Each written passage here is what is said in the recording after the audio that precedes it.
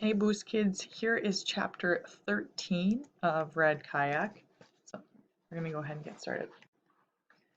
It was a hot day that Saturday. I had mowed the lawn the weekend before, so Mrs. D'Angelo said she had something else for me to do. Down at the dock, she said, there's a lovely old boathouse that we never cleaned out.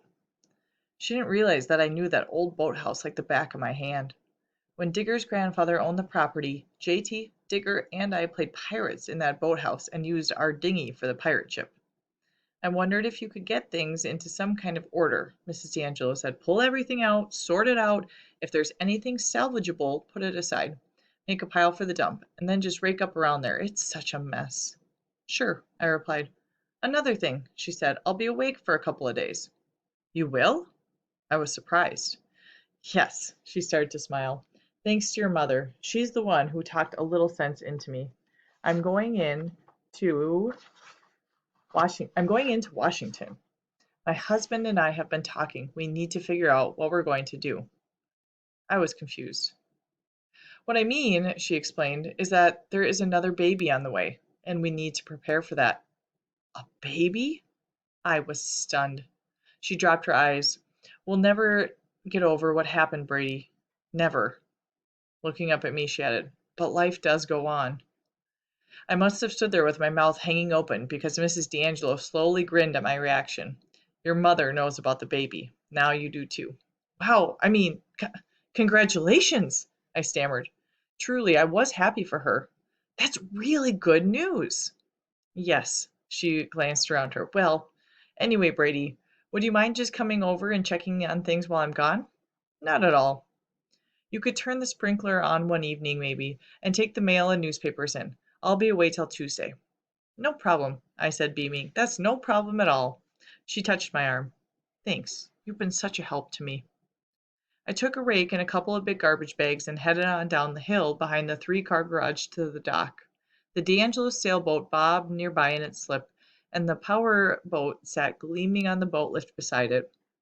On shore there was a dark green canoe, flipped over, and off towards some bushes were two wooden sawhorses, a few feet apart. The red sawhorses are where Mr. D'Angelo had rested that red kayak when it was out of the water. Opening the door to the boathouse, I stepped inside. Besides a lot of dust, a bunch of old memories drifted around me. Not just the pirate games we used to play, but the morning JT cut his knee on a piece of broken glass and had to get stitches. And the one time Digger ran away from home and made a bed for himself on a bunch of empty grain sacks in one corner. I had to shake my head, remembering how we all brought him food, sandwiches and cookies and stuff, but his sojourn didn't last much beyond dinner time. When bats started flying around at dusk, he got scared and went home. Peering inside a wooden barrel of baling twine, I recalled the rope ladders we used to make for our pirate getaways and how one time a flimsy twine ladder broke, sending me into the water with a big splash, while JT and Digger howled from the dock above. Whew! I needed to plow through the nostalgia and get to work. But where to start? Junk in that boathouse was piled 10 feet high.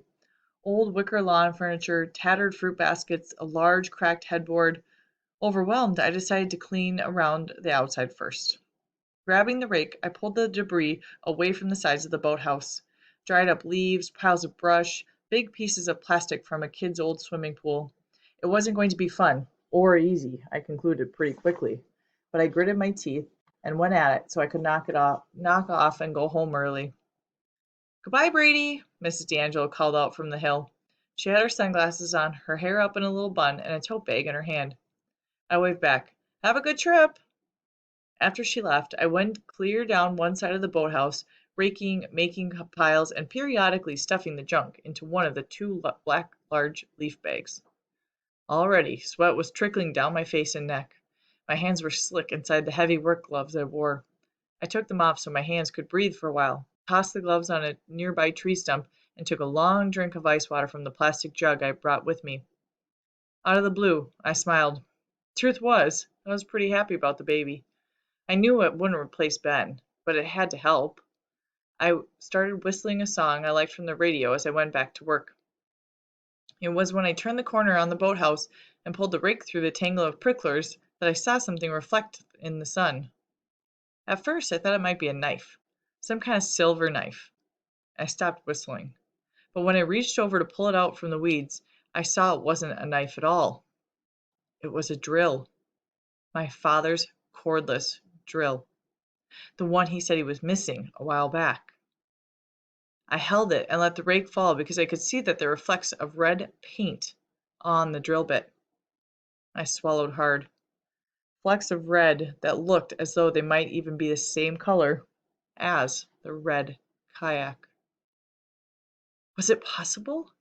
Instinctively, I looked around to see if someone might be watching me. My heart started pounding. Did someone drill holes in the kayak to make it sink? Was it Marcellus? Is that why he had disappeared? No, I decided pretty quickly. Because if Marcellus did it, why would he use one of my father's tools? In a sort of daze, but still holding the drill, I stumbled back to the front of the boathouse and sat down on the wooden steps leading up to the door. As I did, my mind raced backward almost an entire year to when the D'Angelos first bought the property from Digger's grandfather. They had just begun construction on the house, but they had left the canoe on shore and their sailboat at the dock. It was early evening that summer day last year. We three, J.T. Digger and I, had come over to the beach beneath the bluff for a swim. It was the D'Angelos property, yeah, but only the week before it had belonged to Digger's grandfather, and many times we had come to swim in the little cove to cool off. The water was shallow, the way the beach curved made it pretty private, too. Digger was down in the dumps about his grandfather having to let go of the place, and we could see how it was eating him up. He wouldn't even come in the water with us, but sat on the beach stewing, while JT and I swam around, splashing and dunking each other. We felt sorry for Digger, too. A little sorry for ourselves as well, I guess, because it meant the end of the swimming over there.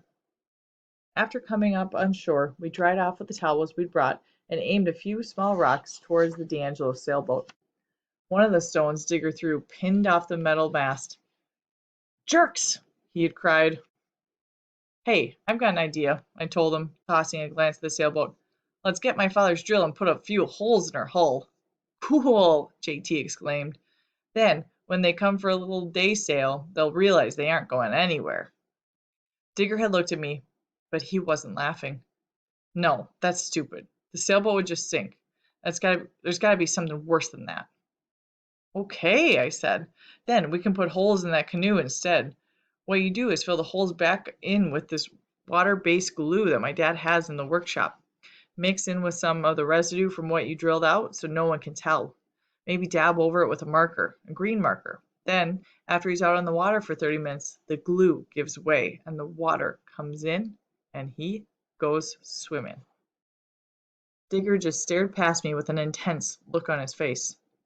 "Ouch!" I cried because JT had suddenly whipped me across the back of my legs with his towel. Grabbing my own towel, I sprinted after him down the beach. As I sat on the steps of the boathouse, remembering, goosebumps popped up on my arm, and an awful scenario washed over me like a sudden chill, weakening my muscles, nearly taking my breath away. "My God," I uttered, staring with horror at the drill in my hand. Did Digger have something to do with sinking that kayak? All right, that's where we're going to stop for today. We'll go on to our next chapter when I see you next. Bye.